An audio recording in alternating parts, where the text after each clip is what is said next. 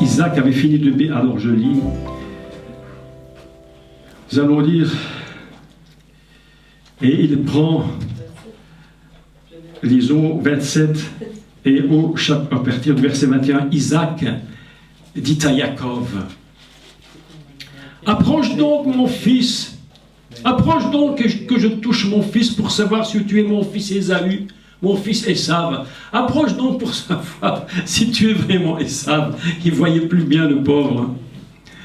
Si tu es Esav ou non. Jacob s'approcha d'Isaac son père qui le toucha énormément clair. Nous lisons un roi chapitre 21 et je lis. De même que certains peuvent renier l'héritage parce qu'il n'a aucune importance pour eux, il y a un homme qui lui s'appelle Naboth. Et nous lisons. Nous allons lire le texte de 1 jusqu'au verset 4 inclus. Et je lis. Après ces choses, voici ce qui arriva. Naboth de Jizréel avait une vigne à Jizréel. À côté, écoutez bien, écoutez le texte, mais là c'est mot pour mot, il faut comprendre le texte. Il avait une vigne à Jizréel, à côté du palais d'Akab, roi de Samarie. À côté du palais du roi. Et Akab parla à Naboth et lui dit, cède-moi ta vigne pour que j'en fasse un jardin potager. Vous savez comment on dit un jardin potager en hébreu? C'est un mot très étrange. On dit yarak. Ça nous fait penser à l'Irak. C'est marrant, hein? Yarak. Car elle est tout près de ma maison. Et je te donnerai à la place une vigne meilleure. Ou, si cela te convient, écoute, je te paierai la valeur en argent. Mais Naboth répondit à Akab, que l'Éternel me garde de te donner l'héritage de mes pères. Que l'Éternel me garde de te donner à toi l'héritage de mes pères. Akab rentra dans sa maison triste et irrité à cause de cette parole que lui avait dite Naboth de Jizréel. Je ne te donnerai pas l'héritage de mes pères. Il se coucha sur son lit, détourna le visage et ne mangea rien. J'arrête la lecture ici et j'explique. De même qu'Esav ne voulait pas, avait méprisé l'héritage et qu'il avait tout perdu, Naboth, ce monsieur dont on ne parle qu'une fois dans la Bible, nous donne un exemple incroyable d'un homme qui a compris ce qu'est l'héritage de les pères. Pour que cette vigne soit la vigne de Naboth et qu'elle porte beaucoup de raisins, il dit ce n'est pas l'héritage, un achat personnel. Il dit c'est mes pères qui ont travaillé dedans. Vous savez tous que quand vous allez dans une région vinicole, où il y a des cèpes, des vignes, le travail que ça représente. Ce n'est pas quelque chose qui se fait sur une année. C'est souvent des héritages qui viennent de plusieurs générations. Donc c'est un travail considérable. Mais l'héritage de Naboth, pour lui, c'est un prix que ses pères ont payé tellement élevé qu'il possède cet héritage. Il dit, mais rien ne pourra jamais remplacer l'héritage. En hébreu, Akab lui dit une chose très étrange, qui n'est pas tout à fait traduite en français, convenablement en français, mais je vous la lis en français, puis je la traduis en hébreu. Je te donnerai à la place une vigne meilleure. En hébreu, c'est pas ça qui est écrit. Il est écrit Kerem Tov Mimenu. Une bonne vigne, écoutez bien le mot, je vais vous expliquer. Kerem Tov Mimenu, c'est une bonne vigne de la même nature. Mais alors pourquoi tu râles? Si tu avais, je ne sais pas si Naboth il avait du, je ne sais pas qu'est-ce qu'il avait comme type de vigne, moi, qu'est-ce qui existe comme type de vigne, je ne sais pas moi. Comme, ben oui, voilà, on a Strasbourg, Riesling. Et comme ça qu'on dit Riesling. Ah oui, Riesling. Et Jacob vient lui, et Naboth vient lui dire, écoute, Akab vient voir Naboth, il lui dit, écoute, donne-moi ta vigne, je vais la détruire pour en faire un jardin potager. je vais la détruire, parce que pour faire un jardin potager, je suis bien obligé de la détruire. Mais ne t'inquiète pas, je vais te donner un très bon Riesling.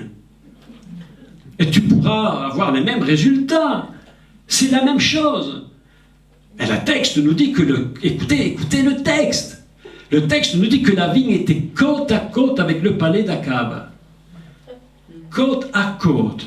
C'était tout près. Ton héritage, tu peux le perdre comme pour rien. Parce qu'il est tout près de ton ennemi. Ton ennemi te colle. Il est à côté de toi. Et il va essayer que tu lui vendes l'héritage.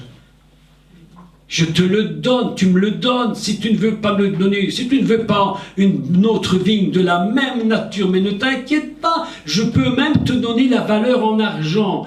Mais s'il te plaît, laisse tomber l'héritage. Mais Naboth, Naboth, lui, il avait compris ce qu'était l'héritage des pères. Il se dit, mais jamais je ne vais céder mon héritage. Mais mes amis, si ce soir nous sommes ici, je vais vous dire quelque chose de très surprenant. Ici, nous sommes dans l'héritage que Dieu nous a donné. Mais juste à la porte à côté, là, le diable vous attend. Le diable t'attend juste à la porte. Elle te dit, ma fille, hein, mais tu es très sympa, toi. Tu as une très belle vigne. Hein. Mais écoute, si tu me la donnes, je te donnerai une semblable un peu plus loin.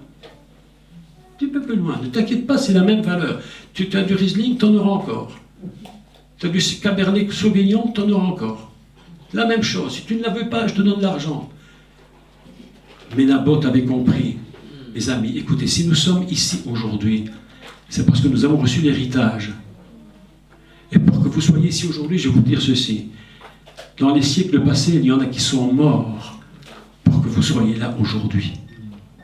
Il y en a qui ont payé de leur vie pour que vous soyez là. Il y a des chrétiens qui ont été sur les bûchers, qui ont été sciés, torturés, donnés aux lions, crucifiés, pour que tu sois là aujourd'hui. Si tu pèses bien l'héritage, si tu pèses bien ce que tu es, mes amis, je ne sais pas si vous vous rendez compte, si vous êtes assis sur ces chaises aujourd'hui, c'est parce que des gens ont été jusqu'à donner leur vie pour que vous soyez là aujourd'hui. Oui ou non? Il n'y a rien qu'à cause de ce qu'ils ont fait, rien qu'à cause du prix qu'ils ont payé.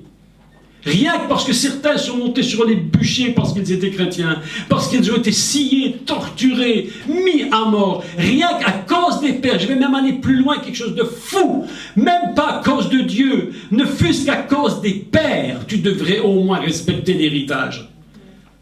Et les chrétiens ne comprennent plus rien. Leur héritage, ils n'en ont plus rien à faire. On va à l'église le dimanche matin, c'est du business. On va à l'église souvent le dimanche matin, on y va, c'est presque un club. Quelqu'un me disait un jour, moi je vais à l'église parce que j'ai mes copains. Ils n'ont même pas l'idée de ce que représente l'héritage de nos pères et ce qu'ils ont payé. Si je suis là, c'est parce que des gens ont payé de leur vie pour que je sois là. Ils ont travaillé dur pour que nous soyons là. Ils n'ont pas regardé au prix qu'ils ont donné pour que tu sois là aujourd'hui. Et écoute-moi, tu n'as même pas le courage de te décourager. Tu n'as même pas le droit de te décourager. Tu devras avoir honte de te décourager quand tu vois que certains sont morts pour que tu sois là aujourd'hui. C'est ça l'héritage des pères. Il dit, cette vigne, mais c'est mes pères qui me l'ont donnée, c'est mes pères. Deux types de personnages, Esav, Naboth. Cède-moi ta vigne, et je te donnerai une de la même espèce.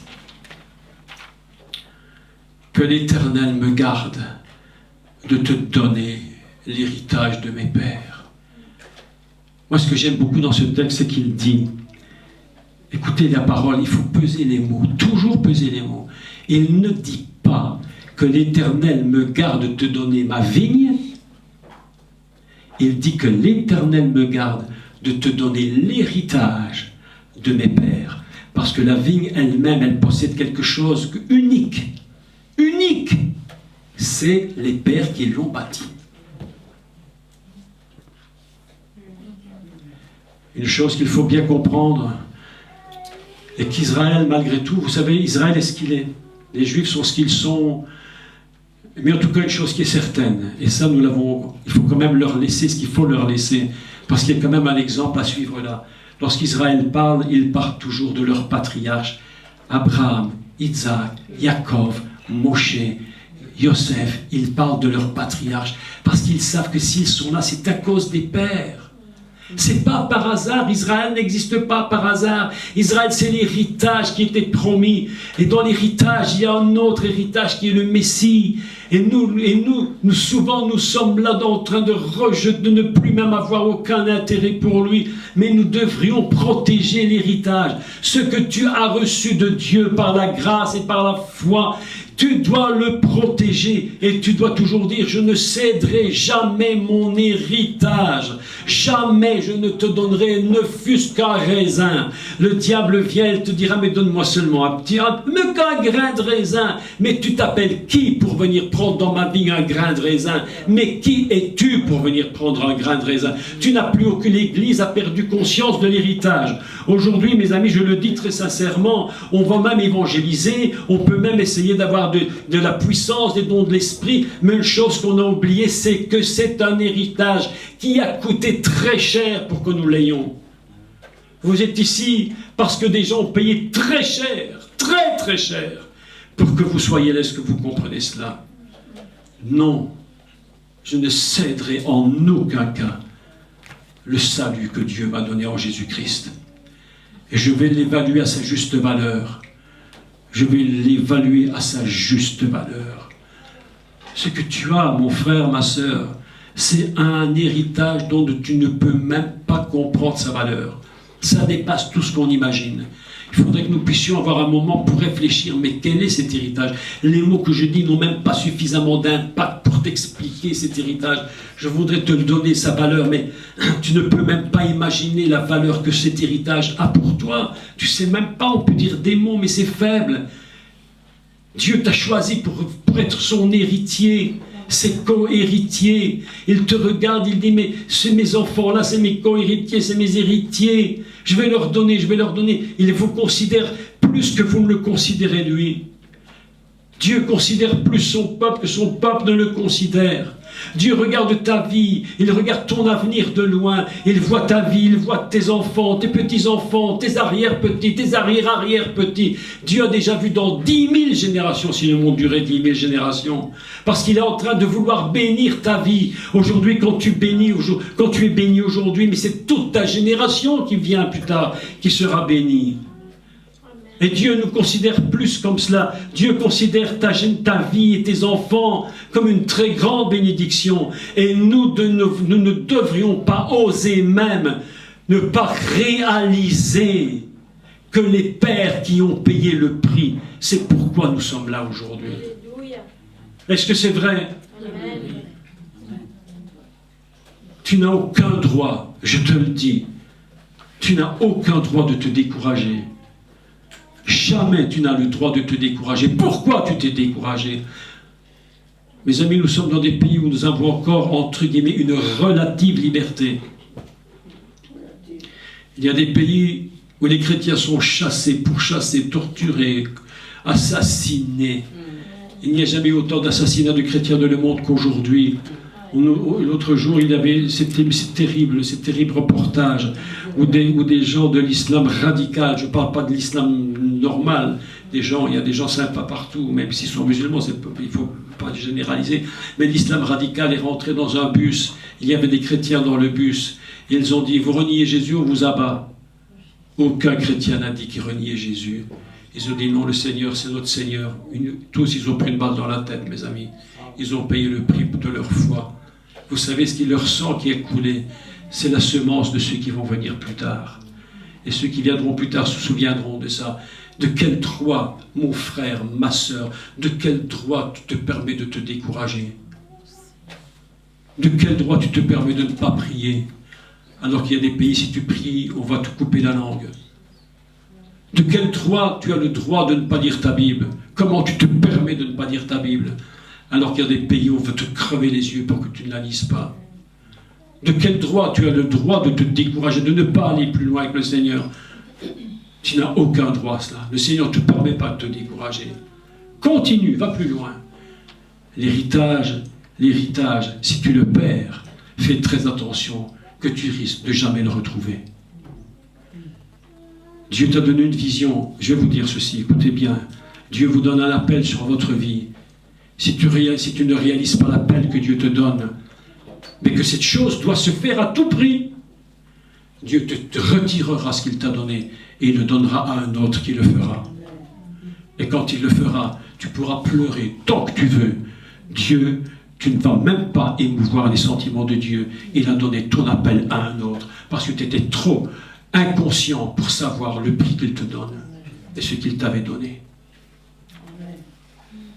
C'est pourquoi le monde est en guerre aujourd'hui. Toutes ces questions de guerre, de disputes, de batailles dans le monde, tout ça ne vient que d'une parole. Une parole d'un homme qui a dit « Anori Aïef ». J'en peux plus, je méprise toutes ces choses. Et puis maintenant, ils veulent être bénis, mes amis. Ils veulent être bénis, tu ne seras jamais béni dans de telles conditions, parce qu'il n'y a qu'une bénédiction, il n'y a qu'un héritage. Aujourd'hui, je vous dis, je sais que Dieu parle à vos cœurs. Je sais que Dieu vous parle. Parce que quand il me le dit, je sais qu'il me le dit. Quand je l'entends me le dire. Et dis-leur. J'entends la voix qui me dit, Dieu qui me dit, dis-leur. Je ne te permets pas de te décourager. Je ne te permets même pas de douter. Je ne te permets pas d'être incrédule. Tu n'as pas le droit d'être incrédule. Tu n'as aucun droit d'être incrédule. Tu n'as qu'un droit en tant qu'enfant de Dieu, c'est d'avoir la foi. Amen. Tu n'as qu'un droit en tant qu'enfant de Dieu, c'est d'aller jusqu'au bout. Tu ne peux pas douter, tu n'as pas le droit de douter de Dieu. Les chrétiens sont toujours là, ah, est-ce que oui, est-ce que non, est-ce que oui, est-ce que non. Tu n'as pas le droit de dire ça, à cause de l'héritage et du prix qu'ils ont payé. Que tes pères, tes grands-pères, tes arrières, tes ancêtres, jusqu'aux apôtres, qui sont morts, les 12 apôtres, excepté l'apôtre Jean, tous ont été assassinés parce qu'ils croyaient dans leur héritage. C'est parce que Pierre est mort sur la croix. C'est parce que Jacques était jeté du haut du temple. Et quand il est tombé, il était quasi mort. Ils l'ont achevé. Ils l'ont achevé. Les Juifs l'ont achevé jusqu'à ce qu'il soit mort. Ils ont pris l'apôtre Jean, ils l'ont jeté dans l'huile bouillante. Et toi, tu te décourages. Aujourd'hui, j'entends la voix de Dieu qui me dit, dis-leur, mon peuple, je t'interdis de te décourager. Je te l'interdis. Je ne te permets qu'une chose, c'est d'aller jusqu'au bout et de payer le prix. Je ne te permets qu'une chose, c'est d'avoir la foi. Et le Seigneur pleure et il dit, quand je reviendrai, est-ce que je retrouverai encore de la foi sur la terre ? J'espère de tout mon cœur que ce soir, ton cœur ait été touché, que tu as entendu la voix du Seigneur. Et que tu dis, Seigneur, si j'ai été découragé, pardonne-moi. Pardonne-moi parce que je suis en train de peser maintenant le prix de mes pères, le prix de ceux qui ont été ridiculisés pour toi, mais je suis là à cause d'eux. Je suis là à cause d'eux. Est-ce que vous entendez la voix du Seigneur ? Est-ce que vous avez entendu la voix du Dieu qui te dit, ne te décourage pas, je ne te permets plus de te décourager. Je ne te permets qu'une chose, c'est de croire et d'avoir la foi. On va prier, on va chanter, on va prier, on va se mettre devant le Seigneur ce soir. On va évaluer notre vie devant lui. On va évaluer notre vie devant lui.